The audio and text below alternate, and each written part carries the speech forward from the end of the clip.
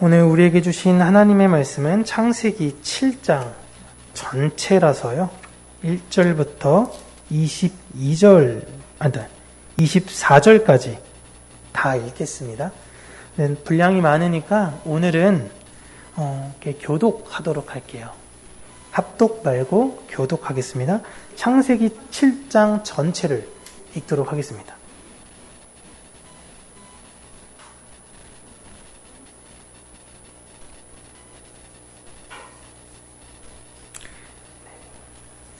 제가 먼저 받들어 읽도록 하겠습니다. 여호와께서 노아에게 이르시되 너와 내 온 집은 방주로 들어가라. 이 세대에서 내가 내 앞에 의로움을 내가 보았음이니라.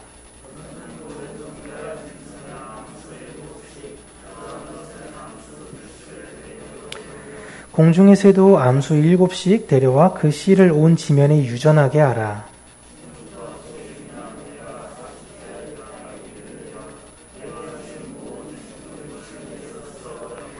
노아가 여호와께서 자기에게 명하신 대로 다 준행하였더라. 노아는 아들들과 아내와 며느리들과 함께 홍수를 피하여 방주에 들어갔고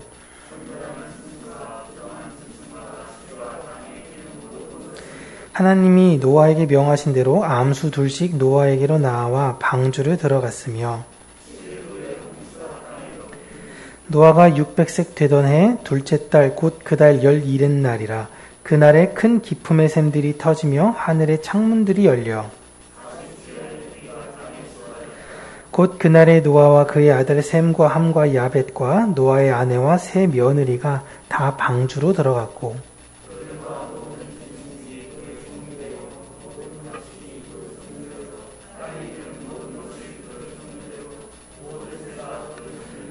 무릇 생명의 기운이 있는 육체가 2씩 노아에게 나와 방주로 들어갔으니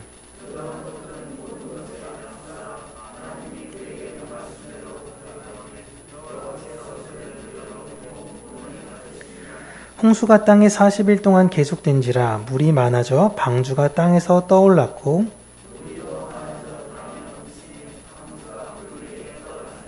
물이 땅에 더욱 넘침에 천하의 높은 산이 다 잠겼더니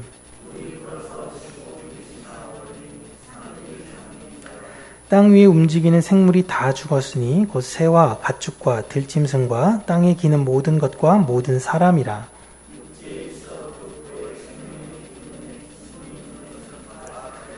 지면의 모든 생물을 쓸어버리시니 곧 사람과 가축과 기는 것과 공중의 새까지라.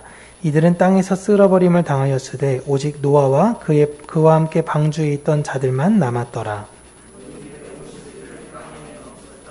아멘.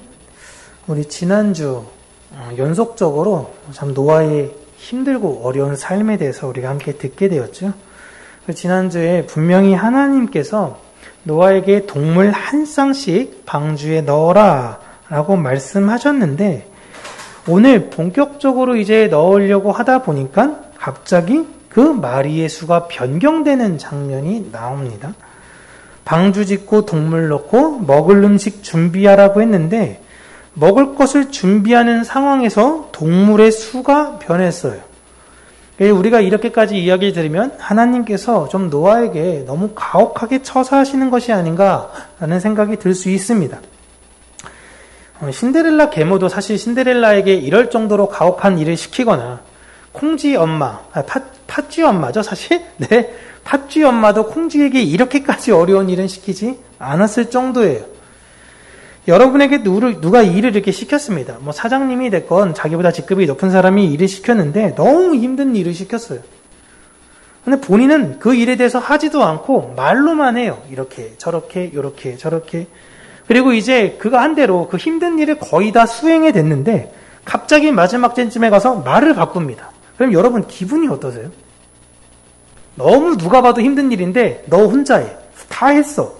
다 해갈 때쯤에 갑자기 말이 바뀌어요. 그러면 괜찮아요. 다시 하면 되죠. 이렇게 할 수 있는 사람들은 아마 거의 없을 겁니다. 하나님께서 지금 노아에게 하시는 걸 보면요. 거의 불가능한 것만 시키는 것 같은데 실제로 불가능한 것은 아니었습니다. 노아가 다 하나씩 해내죠. 그럼에도 불구하고 너무 가혹해 보입니다. 그런데 하나님께서 이미 시킨 일에도 충분히 힘들고 어려울 텐데 노아에겐 처음엔 한 쌍씩 넣으라고 했다가 갑자기 정결한 동물은 7쌍씩 넣으라고 합니다. 그리고 가만히 보시면 여러분 9절 보세요. 9절. 오늘 본문 9절 보시면 노아가 얼마나 했냐면요. 하나님이 노아에게 명하신 대로 암수 둘씩 노아에게 나아가 방주로 들어갔습니다. 결국 이게 한 쌍만 들어가는 걸로 또 나와요. 그럼 그렇다고 해서 노아가 갑자기 짜증나가지고 나 하나님 말씀 이제 순종하지 않을래. 내 맘대로 할래. 그렇게 는 것 또한 아닙니다. 그리고 동물이 들어간 수가 7쌍이라고 이야기를 하는데 이게 사실 번역이 되게 애매해서요. 7쌍을 넣으라고 한 건지 7마리를 넣으라고 한 건지 헷갈립니다. 그리고 2마리를 넣으라고 한 건지 4마리를 넣으라고 한 건지 헷갈려요. 그래서 다른 번역본을 보시면 이렇게 나와 있는데요. 개역개정, 우리 오늘 읽은 건 넘어갈게요. 현대인의 성경에는 이렇게 나옵니다. 너는 각종 정결한 짐승 암수 7쌍씩 그리고 각종 부정한 짐승은 암수 1쌍씩 모여드려라. 근데 새 번역엔 모든 정결한 짐승은 수컷과 암컷으로 7쌍씩 그리고 부정한 짐승은 수컷과 암컷으로 2쌍씩. 그리고 이제 공동번역, 이건 카톨릭이랑 함께 번역한 건데요. 깨끗한 짐승은 종류를 따라 암컷과 수컷으로 7쌍씩, 부정한 짐승은 암컷과 수컷으로 2쌍씩. 그러니까 개역개정의 이 성경을 사실 가만히 면밀히 보면요. 사실상은 7쌍이라기보다도 7마리에 가까워요, 원래 의미가. 그러니까 7마리 2마리인가? 근데 현대인의 성경은 14마리 2마리인가? 14마리 4마리인가? 이게 헷갈려요. 새번역과 공동번역은 14마리 4마리. 이게 지금 성경을 읽으실 때마다 당황할 수 있다라는 것입니다. 이게 몇 마리를 넣으라는 건지 지금 번역하는 사람마다 헷갈리는데 노아만 정확히 알고 있는 건가요? 이게 여러분 우리나라만의 문제가 아닙니다. 우리가 가장 친숙한 영어 성경을 보시면요. 영어 성경에 7마리라고 주장하는 성경은 이렇게 번역본이 이렇게 나와 있어요. 뭐 가장 유명한 건 킹 제임스 버전 그 앞에 있는 건데 맨 마지막에 NIV라는 단어가 있어요. 지금 여러분이 어떤 기독교 백화점이나 영어 성경을 읽겠다라고 할 땐 다 대다수가 다 NIV입니다. 뭐 NLT도 있긴 한데 대다수가 거의 다 NIV 성경이에요. 그런데 또 7쌍을 넣으라고 해도 주장했던 성경들도 이렇게 서로가 대립이 됩니다. 근데 NIV 성경은 맨 마지막에 일치하죠. 84년에 NIV가 이제 번역했을 때는 7마리로 번역했다가 이게 2011년에 번역할 때는 7쌍으로 수정을 합니다.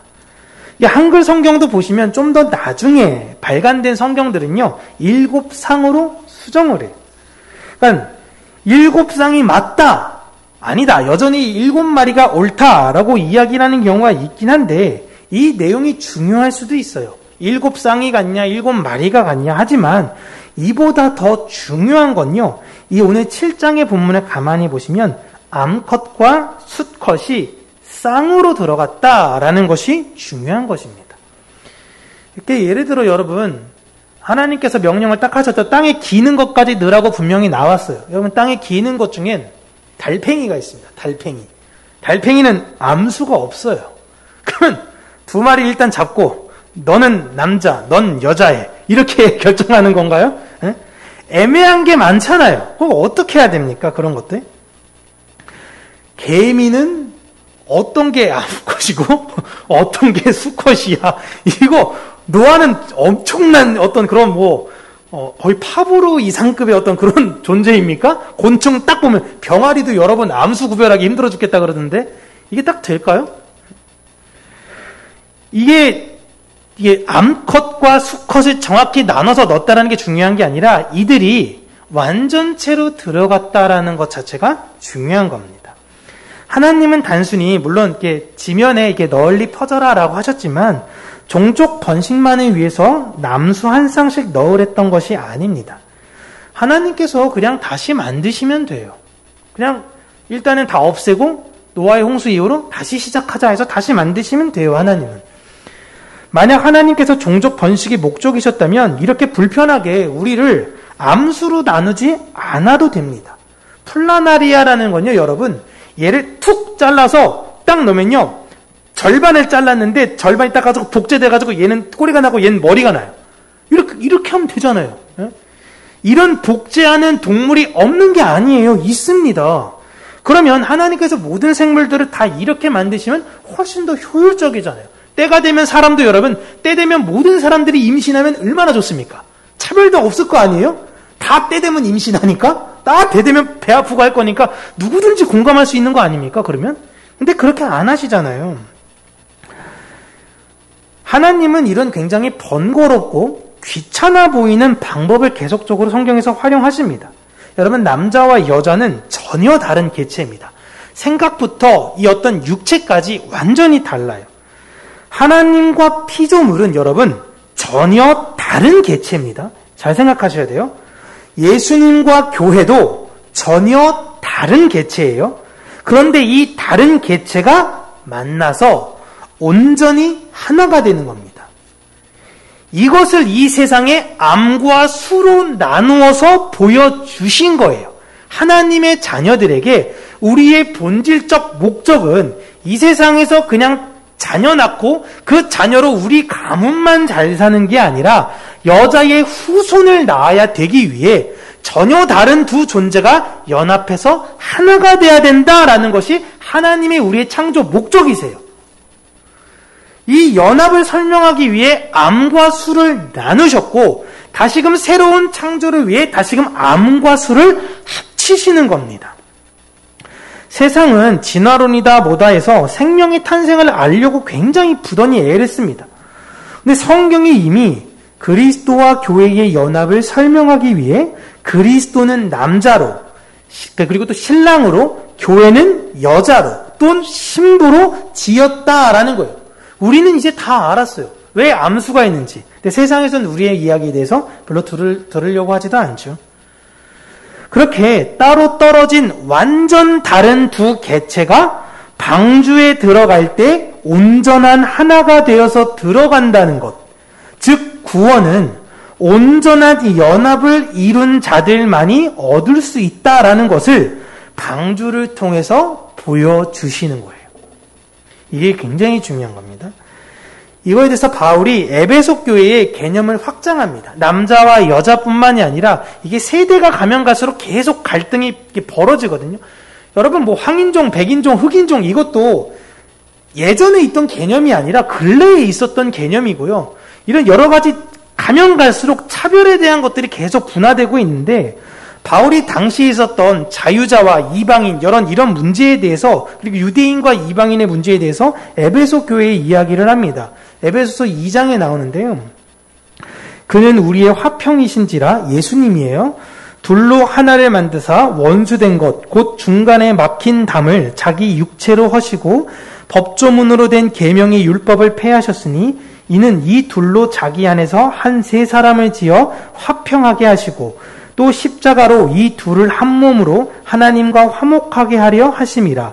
원수된 것을 십자가로 소멸하시고 또 오셔서 먼 데 있는 너희에게 평안을 전하시고 가까운 데 있는 자들에게 평안을 전하셨으니 이는 그로 말미암아 우리 둘이 한 성령 안에서 아버지께 나아감을 얻게 하려 하심이라. 아멘. 이방인 차별하지 마. 너희들 율법 그거 대단한 거 아니야. 하나님께서 안 줬으면 너희도 똑같은 존재야. 유대인이나 이방인이나 결국 예수 그리스도 한 성령 안에서 우리가 연합되어져 하나님께 나아가는 것이 중요한 것이다라고 바울이 에베소 교회에 이야기하는 거예요. 에베소 교회도 정통 순수 유대인들이 있었고 이방인들도 있고 막 섞여 있어요. 이러다 보니까 서로 족보 자랑도 하기도 하고 자신이 있었던 뿌리에 대해서 이야기하기도 하고 뿌리 없는 사람을 때로는 무시하기도 하고 그게 정말 중요한 게 아니다라는 것을 사도 바울이 이야기하고 있는 것입니다. 방주로 암컷과 수컷이 들어갔다라는 것이 예수 그리스도 안으로 이방인과 유대인이 하나 되어 들어간다라는 것입니다. 결국 차별하지 말라라는 거예요. 나와 상대는 다르다라는 거예요. 남자와 여자가 다르듯이 모든 개체는 하나님께서 이루신 바 뜻이 있기 때문에 그 상황과 환경으로 인해 똑같은 사람이 하나도 없는 것입니다. 다 달라라는 거예요. 그러나 교회 안에서도 다 다르죠. 끼리끼리 더 나와 마음이 맞는 분들이 있습니다. 그거 어떻게 막아요? 난 이분이랑 마음이 맞고 난 이분이랑 마음이 맞아. 이 둘이 그냥 연합해서 같이 놀아라. 근데도 그냥 교회니까 같이 할 수는 있긴 한데 좀 힘들 수는 있잖아요. 그런데 우리가 그리스도 안에서 하나 되었고 한 성령 안에서 하나님께 나아가는 존재라는 것을 잊으면 안 된다라는 것이 바울이 에베소 교회에 한 당부인 것입니다. 이걸 꼭 기억하셔야 된다라는 거예요. 그리고 하나님께서 노아에겐 이제 일주일 후면 이제 홍수가 날 거다라고 말씀을 하십니다. 여러분, 이 홍수라는 말은요, 노아는 자기 600 평생에 단 한 번도 겪어보지 못했던 일이에요. 비가 내린 적이 없었습니다. 홍수의 개념이 없어요. 근데 그런 게 올 거야 라고 하고 마음의 준비를 시키세요. 이걸 보시면 여러분 유월절과 흡사합니다. 하나님은 느닷없이 하는 게 아니라 하나님의 백성들에게 어떻게 될 건지 미리 다 준비시켜요. 우리에게 성경책 주셨죠? 하나님께서 마지막 어떻게 될 건지 다 자세하게 우리에게 알려주셨고 우린 그렇게 하면 되는 거예요. 그런데 안 되는 거죠. 이 세상에서 보면. 굉장히 정확하고 구체적으로 우리에게 알려주십니다. 그 날짜가 노아가 600살 되던 해 2월 17일입니다. 2월 17일. 그리고 계속 비가 내려서 대홍수가 일어나자 17절 보시면 방주가 비로소 땅에서 뜹니다. 이 구절로 방주가 강이나 바다에 지은 게 아니라 그 근처에 지은 게 아니라 산 중턱 높은 곳에 지었다라는 것을 우리가 유추할 수 있는 거예요. 비가 내렸을 땐 이 방주가 안 떴다가 한참 비가 내리고 난 이후에 방주가 뜬 것입니다. 그리고 비는 40일 동안 쉬지도 않고 내려요. 그리고 밑에서도 물이 터져 올라옵니다. 위에서만 내린 게 아니라 밑에서도 이렇게 터져 올라가서 이제 샌드위치가 된 거죠. 그래서 물이 올라 모든 산들이 다 물에 잠기게 됩니다. 그리고 물 위로는 방주만 이렇게 떠다니고 있는 거예요. 그러니까 지구를 이렇게 우주에서 지구를 바라보면 대륙은 다 사라지고 물만 있고 그 위로 배 하나만, 정확히 얘기하면 방주입니다. 방주만 이렇게 계속 떠다니고 있는 겁니다. 여러분, 이 모습은요, 천지창조가 있기 전의 모습을 사실 그대로 보여주고 있는 겁니다. 창세기 1장 2절 볼게요. 함께 읽겠습니다. 시작. 땅이 혼돈하고 공허하며 흑암이 깊음 위에 있고 하나님의 영은 수면 위에 운행하시니라. 아멘. 되게 생뚱맞는, 이게 왜 나왔을까? 이 창세기 1장 2절이 1장 1절 한 다음에 그냥 넘어가면 됐던데 빛이 있으라로. 이거 보세요. 하나님의 영이 지금 어디에서 운행하고 계시죠? 수면 위에 운행하고 계십니다. 아무것도 없이 물밖에 없어요. 거기를 지금 누가 그걸 운행하고 다니시냐면 성령님께서 다니시는 거예요. 지금 방주가 수면 위를 운행하고 있습니다. 그렇다면 이 방주는 성령님을 그대로 모델하고 있는데요. 이 방주는 구원을 주시는 예수님 또한 모델하고 있죠. 그러니까 방주가 성령님도 모델하고 예수님도 모델하는데요. 이 방주의 모습을 보시면 교회를 품은 노아의 가족인 교회를 품은 예수 그리스도를 성령이 운행을 하고 계시는 모습인 것입니다. 성령이 그 방주를 지금 컨트롤하고 계신 거예요. 그래서 이 컨트롤에서 그 끝이 어디죠?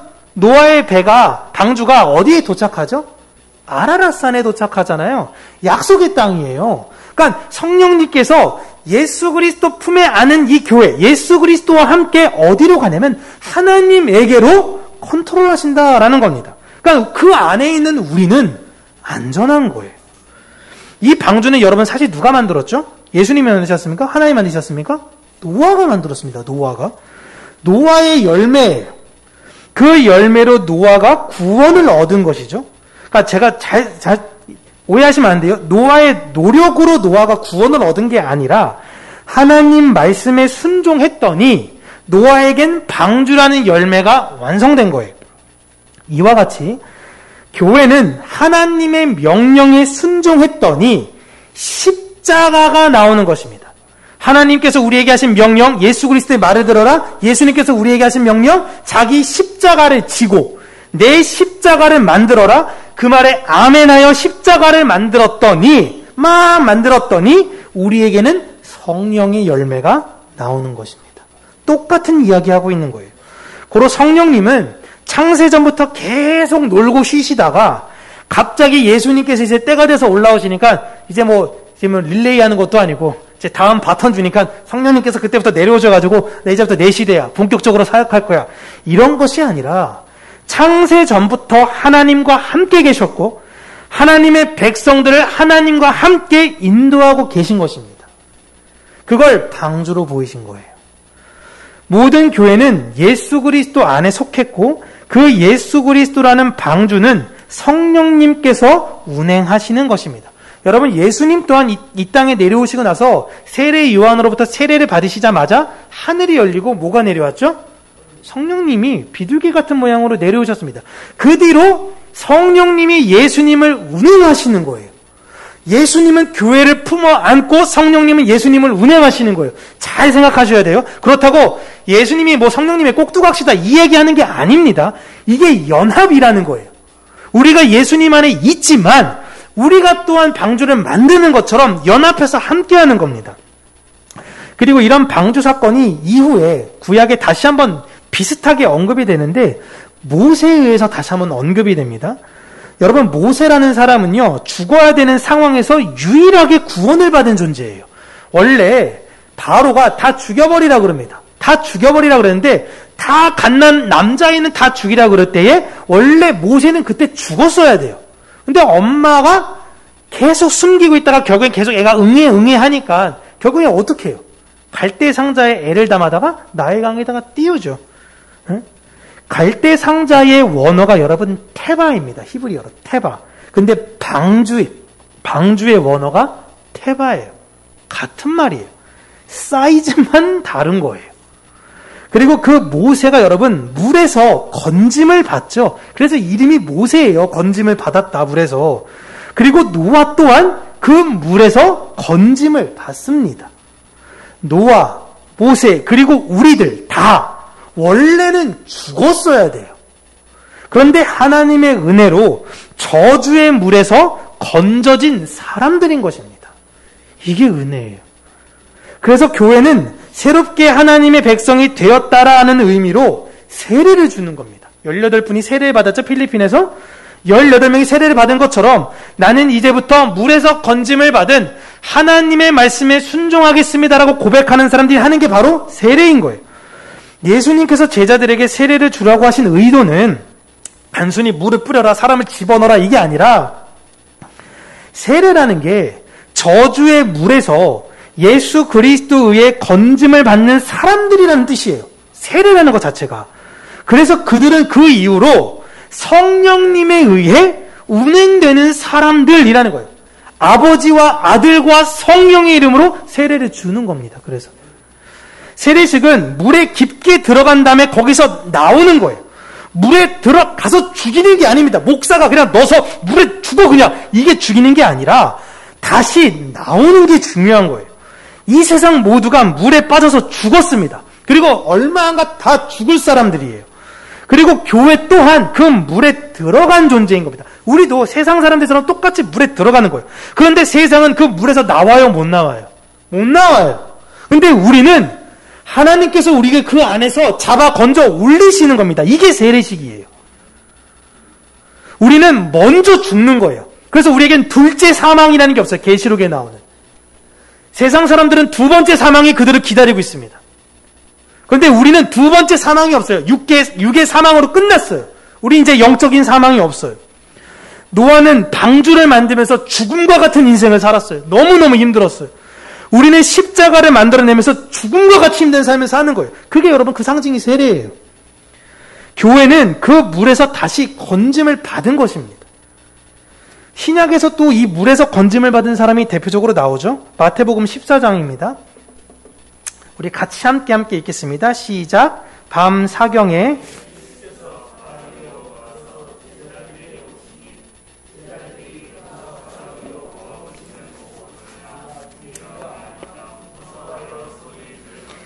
예수께서 즉시 이르시되 안심하라 나니 두려워하지 말라.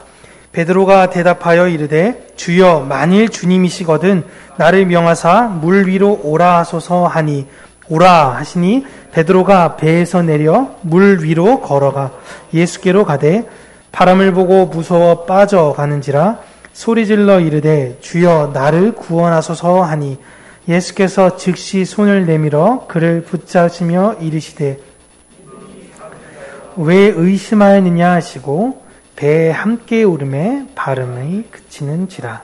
아멘. 여러분, 예수님께서 왜 무리를 걸어가셨을까요? 나는 하나님의 아들인 것 이렇게 보이겠어. 이렇게 하려고 무리를 걸으신 게 아닙니다. 예수님은 어려움에 있는 교회와 함께 하시고 그가 배에 오르자, 예수님이 배에 오르자 바람이 그친 것처럼 예수님과 함께 있다면 안전하다라는 것을 지금 보여주시는 거예요. 여러분, 예수님이 오시기 전에 보시면 제자들은 스스로 믿음이 있다고 생각했습니다. 스승이 대단하니까 같이 있으니까 본인도 대단하다고 착각하고 있는 거예요. 원님 덕에 지금 나팔 불고 있는 거죠. 그런데 고난이 닥치자마자 바로 믿음이 없음이 들켰습니다. 그 중에 가장 낫다라고 생각하는 베드로가 갑자기 나서서 예수님께 자신을 오라 해달라고 요구를 합니다. 그때 예수님께 베드로를 오라고 하죠. 그 예수님의 명령에 순종해서 무리를 올라갑니다. 그리고 실제로 베드로도 걷습니다. 그런데 이내 시선에 돌려 바람을 보니까 너무 무서운 거예요. 그래서 바다로 빠져버립니다. 그리고 베드로는 그 물에서 예수님에 의해 건짐을 받습니다.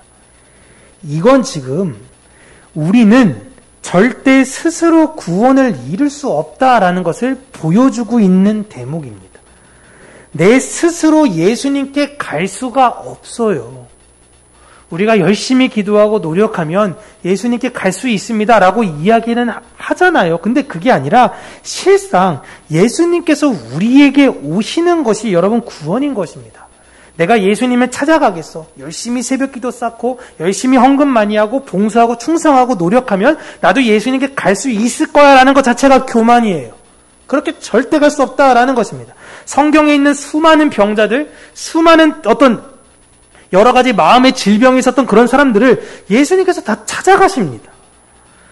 여러분, 노아가 하나님께 은혜를 입었다라는 것은요, 노아가 탁월한 신앙을 가지고 있었다라는 것이 아닙니다.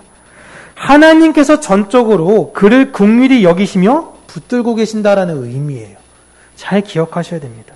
하나님께서 놓으셨다면 노아도 사실 별 수가 없어요. 그런데 노아를 붙드셨던 하나님께서 우리를 붙들고 계시니 걱정하지 말라라는 것입니다. 우리는 반드시 십자가를 만들어낼 거예요. 베드로를 보면서 우리는 그걸 깨닫는 것입니다. 이야, 이게 실수투성이 아닙니까? 우리 베드로 사도를 보면은 진짜 복음서 읽을 때 이게 얼마나 지워버리고 싶은 역사가 한두 개가 아니잖아요. 예수님 앞에서 주는 그리스도시요 살아계신 하나님의 아들입니다. 예수님이 칭찬하잖아요. 바요나 시모나. 진짜 대답 잘했다. 근데 그건 성령님께서 너에게 주신 거야. 그러니까 베드로가 또 이제 나대는 거죠. 예수님 죽어야 된다 그러니까 주님 죽지 마세요. 그러니까 사단아 내 뒤로 물러나라. 바로 욕먹고 이때도 똑같이 민망함이 들키게 되고 계속 나와요. 이 모습을 왜 이렇게 복음서에 이야기하냐면 우리 인생이 이와 같다라는 거예요. 그런데 예수님이 교회에 절대 떠나지 않는다라는 걸 보여주시는 거예요. 그리고 이젠 더 나아가 우리의 심지를 굳게 하실 성령이 우리와 함께 붙드신다라는 걸 그 사도들의 변한 모습을 보면서 우리는 깨닫는 것입니다. 고로 우리는 하나님의 명령인 그 십자가를 반드시 만들어내요. 우리가 탁월하고 뛰어나서가 아니라요. 하나님께서 우리를 주장하시기 때문에 모든 교회는 반드시 십자가로 완성합니다. 그리고 성령님의 인도하심에 따라 하나님 나라 갈 거예요. 예수님이 오시기 전까지 이 방주의 의미를 유대인들은 그냥 어떤 한 에피소드로만 알고 있었습니다. 이게 뭔 뜻이지? 방주 그냥 옛날에 비가 많이 내렸나? 아, 우리가 타락했구나. 이래서 이렇게 됐구나. 이런 거 하지만 우리는 이 의미를 알게 된 거예요. 아, 이게 암수 한 쌍을 넣는 아주 아무것도 아닌 것 같은 그 구절도 이 방주를 만들었던 것도 다 의미와 이유가 있으셨구나. 그리고 큰 은혜로 교회에게는 이런 것들을 알게 하셨구나. 이게 은혜인 것입니다. 우리는 예수 그리스도와 연합해서 그 방주로 들어갈 것이고 그 방주는 성령님께서 운행할 것이니 여러분 걱정하지 마세요. 우리도 베드로처럼 우리 인생을 살다 보면 물에 빠지는 수많은 일들을 겪을 겁니다. 교회 안에서 심지어 이렇게 나서다가 나는 한번 해보겠어 하다 처음에 좀 잘 되는 것 같다가 갑자기 폭삭 망해버리는 경우도 있을 거예요. 하지만 베드로의 삶이 결국 망하지 않은 것처럼 하나님께서 붙드시는 그 성도의 삶은 절대 망하지 않으니 힘들어도 포기하고 싶은 마음이 있을 때도 있겠지만 인내하심으로 하나님의 명령에 순종하여 오늘도 내 분량의 그 십자가를 만들어 내시고 성령의 열매를 맺으시기를 바랍니다. 쉽지 않죠. 우리 함께 화이팅 하자라는 것입니다. 방주를 지으면서도, 방주 안에서도, 그리고 나와서도, 방주를 나와서도 노아의 삶은 여러분 참 고됐어요. 참 힘들었습니다. 외롭죠. 아무도 없잖아요. 그런데 결국 그가 믿음으로 그 나라를 갔다라는 걸 잊지 마시고요. 혹여나 우리 주변에 저런 사람이 진짜 신앙이 있는 건 맞아? 이런 사람들 너무 무시하거나 그러지 마시고 혹시 하나님, 내가 하나님 안에서 내가 너무 교만한 거 아닙니까? 내가 지금 이 상황이 너무 평탄함에도 불구하고 이게 마치 내 신앙이라고 내가 오해하고 있는 것 아닙니까? 자신을 날마다 돌아보시면서요. 이웃을 사랑하시고 오늘도 그렇게 십자가를 지어가시는 저와 여러분, 우리 평강교회가 되게 주님의 이름으로 축복합니다. 기도하겠습니다. 살아계신 하나님 아버지, 우리 교회가 하나님의 은혜와 사랑 안에서 서로가 서로를 사랑하며 하나 되어 들어가는 교회가 되어지기를 간절히 원합니다. 주님께서 다시금 우리를 마지막에 부르시는 그날에 서로가 서로를 기쁜 얼굴로 바라보는 그런 교회가 되어지길 원하고 날마다 각자의 십자가를 지어가며 은혜와 사랑 안에서 한 방주로 성령 안에서 지어지는 교회가 되어지길 간절히 간구하고 소원합니다.